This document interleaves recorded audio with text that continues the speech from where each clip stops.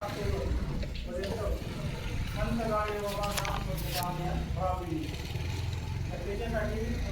बक्षीस आता मला सांगायचं तरी तुम्हाला सगळं माहिती आहे कारण की कधी बांधण्या गावात बक्षीस घेत होतं असं मला वाटतं. पूर्वी जरा तर आपल्याला भाग घ्यायचा असं तर आपण या स्वच्छता अभियानमध्ये भाग घेऊ शकतो आणि चांगले उपक्रम करून त्याचे फोटो किंवा कामं चांगलं दाखवून आपल्याला बक्षीस मिळू शकतं. तर त्याच्यात ही एक महिन्यामध्ये प्रोग्राम आहे. म्हणजे घरचे कामं करून हे काम करायचं आहे, ते काम सोडायचं नाही. म्हणजे स्वच्छता गावातल्या बचत गट महिला किंवा सगळ्या गावातल्या महिलांनी सकाळी वगैरे स्वच्छ करून जावे ते फोटो दाखवायचे. नंतर तुमच्या घरातली वैयक्तिक स्वच्छता त्याला पण गुण आहे मार्क आहे.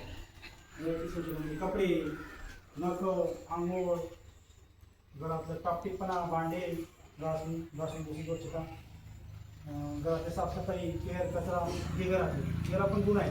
नंतर त्याच्या पुढचं सार्वजनिक स्वच्छता म्हणजे आपलं शाळा, अंगणवाडी, ग्रामपंचायत कार्यालय, गावातली रस्ते याच्यात स्वच्छता. दुसरं तुमचं वैयक्तिक घर झालं, सार्वजनिक झालं, मंदिरांची स्वच्छता.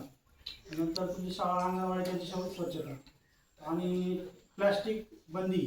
नंतर त्याचं आता हे आयटम आता वाढले, आधी तुम्ही मागे नव्हते ते वाढले कोणते तर गावातील सांडपाणी, घन कचरा हे काल आमची मीटिंग झाली कलेक्टर साहेबांची. ते 2-3 प्रयोग होते तर ते फाउंडेशनवाले तर त्यांनी सांगितलं म्हणे आम्हाला अशी गावं निवडायची आहे तर तिथे आम्ही 1 रुपया देणार नाही, शासन देणार आणि फक्त लोकसहभागाने काम करायचं. कशी तत्वावधान नाही आपलं जिथे ज्या गावात पाणीच नाही असं दुष्काळ अशी गाव आपल्याकडे पाणीच भरपूर आहे. देण्यास सांगितलं पाण्यामुळे डाऊन दिसतो. हा ना ते पुढे सांगतो ना ते सांगतो. तर आपल्याला काय करायचं आहे तर आपल्याला मॅडम चालताय म्हणे गावात गेल्या 2 गोष्टी पाहिजे, स्वच्छता आणि आपले सांडपाणी. तर तुमचं स्वच्छता उपयोग आहे नाही तर मग तुमचा विषय झाला भाऊसाहेब. पण आपल्या ग्रामपंचायतीमध्ये प्रत्येकाने शोष खड्डा घ्यावा एवढी जागा काय उपलब्ध आहे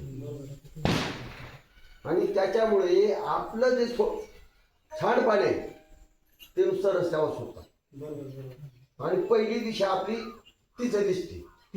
हा मग तुम्हाला कानून कायद्याने जर करता येईल तर या आराखड्यामध्ये तिथून तुम्ही पाळी पुंजा 12 इंची पुंजा आणि लोक मी म्हणतो लोक काढू देत नाही पण तुम्ही काहीतरी अधिकार वापरा. कोणाकडे अधिकार वापरा तुम्हाला म्हणतो तुम्ही कलेक्टरची परवानगी घ्या. कलेक्टरची परवानगी घ्या.